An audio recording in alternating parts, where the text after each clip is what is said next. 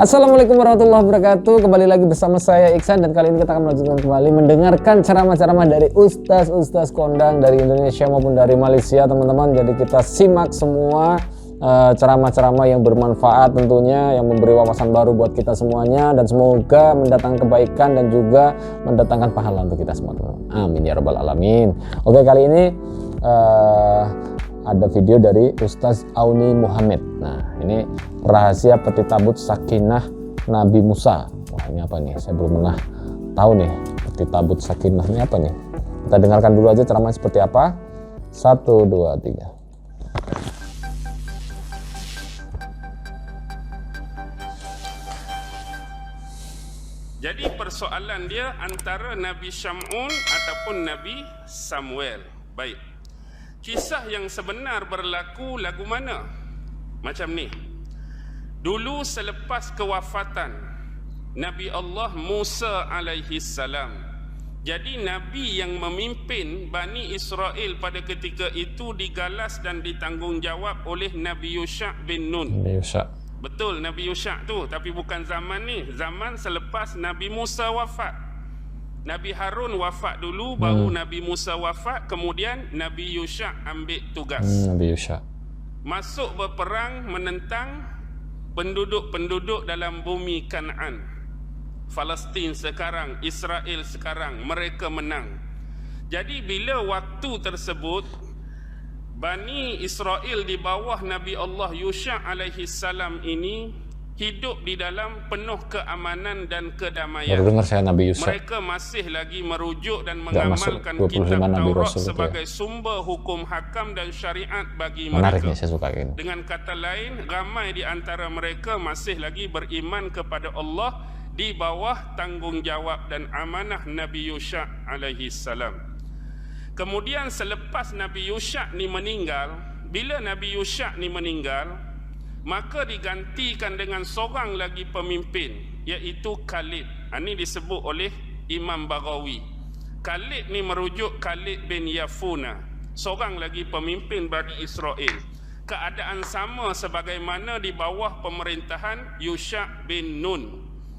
Selepas wafatnya Khalid bin Yafuna, maka diambil pula oleh Hizkil, iaitu merujuk kepada Hizkil bin Buzi atau disebut Hizkil bin Buza. Kisah Nabi Hizkil ni ada dalam Quran, tapi Allah tak sebut secara jelas Nabi Hizkil. Nabi Hizkil baru dengar juga. Satu kaum yang lari daripada kampung halaman kerana wabah taun pada masa tu melanda negara mereka, negeri mereka. Mereka keluar nak selamatkan diri, tapi Allah matikan mereka semua. Ketika tu lalulah seorang Nabi merujuk Nabi Hizkil. Nabi Hizkil minta doa pada Allah supaya hak mati ramai-ramai tadi dihidupkan kembali oleh Allah. Jadi Allah terima doa dia, dihidupkan kembali. Tu Nabi Hizkil. Selepas Hizkil meninggal, Hizkil bin Buzi ni meninggal, maka keadaan pada masa tu sudah berubah. Ada di antara Bani Israel yang sudah banyak melakukan dan memasukkan benda-benda baru dalam ajaran dan agama mereka. Mereka masuk dah yang kita sebut hari ini benda-benda yang dianggap sebagai bid'ah dalam agama. Benda-benda baru yang direka-reka, yang rasa sesuai dan baik mengikut pandangan dan pendapat mereka. Dan ada sebahagian lain Bani Israel yang mula menyembah berhala. Sembah berhala dah, buat macam-macam. Tetapi dalam masa yang sama Allah masih mengutuskan nabi-nabi di kalangan mereka, yang mana nabi-nabi ini masih lagi mengajarkan kepada mereka aturan-aturan daripada kitab-kitab Taurat.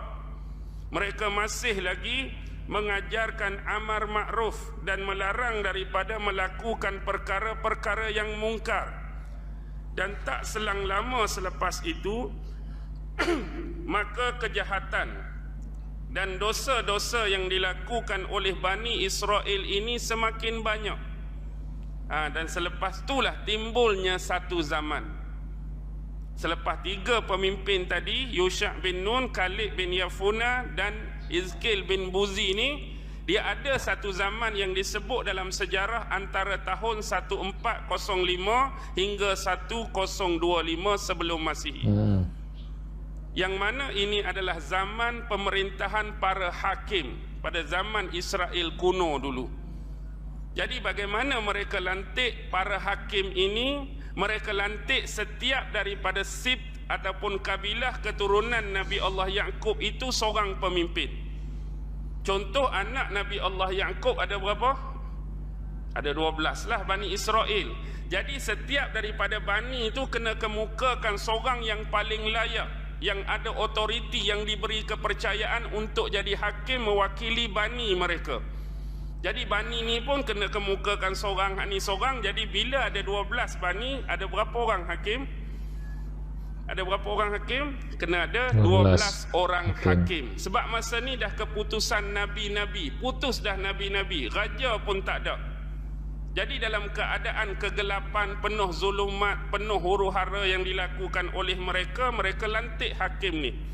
Bahkan disebutkan dalam kitab Taurat, kitab perjanjian lama, kitab para hakim. Tuan-tuan boleh rujuk dalam Fasal 12 ayat 25. Pasal 21, ayat 25. Dan mana ketika itu sudah banyak berlaku waktu-waktu yang disebut waktu kerosakan, maka lahirlah satu kumpulan yang disebut para hakim. Jadi inilah munculnya para hakim, 12 orang dalam sejarah. Jadi yang terkenal sejarah para hakim ni, nombor 1 nama dia Otnil. Otnil. Yang kedua, hakim yang kedua nama dia Ehud. Hakim yang ketiga nama dia Samgar. Hakim yang keempat ni wanita, nama dia Deborah. Dan panglima perang dia pada masa itu ialah Barak. Yang kelima Gideon. Selepas Gideon meninggal diganti oleh Abimelekh. Kemudian yang keenam hakim yang bernama Tola. Yang ketujuh Yair. Yang ke-8 Yefta. Yang ke-9 Ebzon. Yang ke-10 Elan. Yang ke-11 Abdon. Yang ke-12 Simson. Yang ke-12 tu Simson. Antara pandangan imam-imam sebut tadi, Syamun ni lah. Nabi Syamun ni lah. Tapi bagi pendapat peribadi saya lebih suka memilih Nabi yang ditemui oleh pemuka-pemuka Quraisy ini adalah Nabi Samuel. Kerana ketika itu mereka telah diserang. Zaman selepas hakim pemerintahan 12 ni, mereka diserang. Sebab zaman hakim-hakim ni banyak berlaku sebagaimana kepimpinan kita sekarang. Hak zaman moden tu. Apa yang berlaku, mereka dipenuhi dengan penipuan, penyelewengan, rasuah, macam-macam benda hak teruk-teruk. Lalu akhirnya Allah utuskan satu kaum yang Imam Baghawi sebut dalam tafsir dia, mereka dikenali dengan Al-Bilshasa. Nak sebut pun payah. Ba, lam, shin, alif, sa, alif. Bilshasa. Siapa Bilshasa ni? Mereka ialah kaum-kaum Jalut wa Malut. Kaum-kaum Jalut allazi yaskununa fi bahrir Rum, yang mereka ni bertempat tinggal di pesisiran Laut Rum. Pesisiran Laut Rum ni di antara dua negara, Mesir and Palestin pada masa tu. Jadi inilah yang disebut sebagai kaum Amalikah, the Goliath, yang ganas, yang mereka ni menyerang, mereka ni menjarah, mereka ni berperang, mereka ni membunuh kebanyakan daripada Bani Israel. Banyak tanah-tanah sebelum ni yang dipunyai oleh Bani Israel telah dirampas dan dijarah oleh mereka. Banyak orang-orang Bani Israel yang dibunuh. Ibu terpisah dengan anak, anak terpisah dengan bapa, suami terpisah dengan isteri, isteri terpisah dengan suami. Jadi bila berlaku keadaan ni, tu sebablah pemuka-pemuka Bani Israel tadi pergi jumpa dengan Nabi Samuel tu. Sebab dah jadi teruk macam ni, lantiklah kepada kami, tabalkanlah kepada kami seorang raja. Jadi bila kamu lantik dia jadi raja, kami akan berjihad, kami akan berperang di bawah kepimpinan dia, iaitu Nabi Samuel. Baik, bagaimana sejarah kisah hidup Nabi Samuel ni? Jadi bila keadaan tadi berlaku, Nabi Samuel, dia ada yang tertinggal, hanya seorang saja daripada wanita soleh yang masa tu dia tengah hamil dari keturunan Bani Levi. Sebab Bani Levi ni adalah biasanya keturunan Lewi ni banyak melahirkan nabi-nabi dan rasul. Tapi bila dah berperang keturunan Lewi hak di kalangan lelaki ni, perang mati, perang kena bunuh, tak ada yang tersisa keturunan Lewi kecuali seorang perempuan ni saja. Jadi dia mengharapkan lahir daripada keturunan Lewi ni seorang nabi. Jadi waktu tu walaupun suami dia dah meninggal dalam medan perang, wanita ni tengah sarak mengandung, hamil. Jadi bila keadaan tu tegang, satu-satunya tertinggal keturunan Lewi, kaum Bani Israel ni mengkuarantinkan dia. Bahasa mudahlah nak bagi faham. Kuarantin ni jaga sungguh-sungguh. Tak mau bagi dia meninggal, tak mau bagi dia sakit. Mudah-mudahan sambil berharap anak yang bakal dilahirkan tu menjadi penerus kepada lahirnya Nabi dan Rasul di kemudian hari. Mereka berdoa setiap masa agar diselamatkan anak tersebut, lahirnya lelaki dari kalangan Nabi-Nabi. Jadi tunggu lahirlah benar-benar seorang anak lelaki. Dan anak lelaki inilah yang diberi nama Samuel ataupun Ismail ataupun Ismail. Allah yang memperkenankan doa kami, Allah yang mendengarkan doa kami. Jadi Nabi Samuel ni hidup, membesar. Dia mengikuti kembali ajaran-ajaran yang dibawa oleh Nabi Musa. Periduk balik sebab sebelum ni teruk sangat dah perangai Bani Israel. Jadi dia meneruskan sebagaimana biasa dalam sudut dakwah, amar ma'ruf nahi mungkar, sampailah pemuka Bani Israel ni menemui beliau. Yang mana sebelum tu orang-orang Bani Israel ni bila berperang mereka tak pernah kalah. Mereka tak pernah tewas pun. Sebab selalu menyertai mereka dua benda keramat yang mereka bawa dalam peperangan. Mereka perang siapa pun tak pernah kalah. Pertama ialah berkat dari kitab Taurat yang Allah turun pada Nabi Musa. Pertama. Yang kedua ialah the Ark of Covenant. Apa itu? Yang kita panggil peti tabut sakinah. Peti tabut sakinah. Peti tabut sakinah. Ada waktu mereka duduk tengah sesat, mereka berperang dengan satu kaum. Tabut sakinah ni, kitab Taurat ni terlepas dari tangan mereka. Raja hak memenangi mereka tu rampas kedua-dua benda ni. Jadi bila rampas, tinggal sikit saja di kalangan mereka yang benar-benar hafal kitab Taurat. Sedangkan kitab Taurat duduk dalam tu. Kalau kita hari ni lagu mana? Quran duduk dalam kotak tu.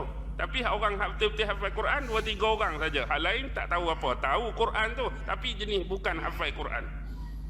Jadi bila benda ni hilang, waktu Nabi Samuel nak lantik pemimpin bagi mereka, raja bagi mereka ni lah, didatangkan kembali oleh malaikat kitab ataupun tabut tersebut. Tabut tersebut. Hari ni tabut tu ada lagi tak? Tabut tu pun dah hilang. Mereka pun duk cari lah ni, duk mana tabut tu? Tabut sakinah tu, dalam tu ada peninggalan daripada Nabi Musa dan Nabi Harun. Dikatakan dalam tu ada tongkat Nabi Harun, ada selipar, ada serbang, ada beberapa perkara lain yang memberi ketenangan kepada mereka dan membawa kemenangan kepada mereka dalam setiap peperangan. Udah. Oke teman-teman, jadi tadi ya ceramah dari Ustaz Auni Muhammad. Jadi itu cerita-cerita seperti itu menurut saya ceramahnya menarik. Dan ini Ustaz Auni menguasai sekali menurut saya sejarah-sejarah Islam ya, sejarah-sejarah kenabian gitu, sejarah tentang kisah-kisah Nabi ataupun di luar kisah Nabi pun yang berhubungan dengan agama Islam kayaknya menguasai banget karena penyampaiannya enak, runut gitu kan, alurnya itu diikuti juga enak. Walaupun memang penyampaiannya serius ya, kita harus fokus gitu. Tapi itu justru menariknya di situ. Kalau mendengar cerita itu memang kita harus fokus banget gitu kan. Karena penasaran ini seperti apa kisahnya gitu kan. Ya udah, segitu aja. Semoga kita bisa meneladani, kita bisa mengambil hikmah dari setiap kisah nabi-nabi dulu, kisah-kisah umat-umat terdahulu yang mungkin kalau terdahulu itu kan banyak sekali kisah-kisah tentang umat-umat yang sesat. Terus Allah kirimkan Nabi dan Rasul untuk menasihati mereka. Ternyata mereka masih tetap tidak bisa menerima. Akhirnya diazab gitu kan. Dan semoga itu bisa menjadi pelajaran buat kita semuanya. Bahwa kita ini udah memasuki akhir zaman gitu loh. Jadi udah banyak kerusakan-kerusakan. Kita jangan menambah gitu kan. kita harus istiqomah dalam kebaikan, kita menebarkan hal-hal yang baik aja. Jadi insya Allah kita selalu menjadi golongan-golongan orang yang bisa diselamatkan Allah nantinya di akhir zaman gitu teman-teman. Karena kalau udah masuk fitnah akhir zaman tuh udah ngeri lah ya, udah ngeri teman-teman. Karena banyak fitnah bertebaran di mana-mana gitu teman-teman. Ya udah segitu aja. Semoga bermanfaat. Ini bulan Ramadan. Semoga mendatangkan kebaikan untuk kita semuanya, menambah ilmu dan menambah wawasan buat kita semuanya. Amin ya rabbal alamin. Terima kasih yang udah nonton video ini. Wassalamualaikum warahmatullahi wabarakatuh.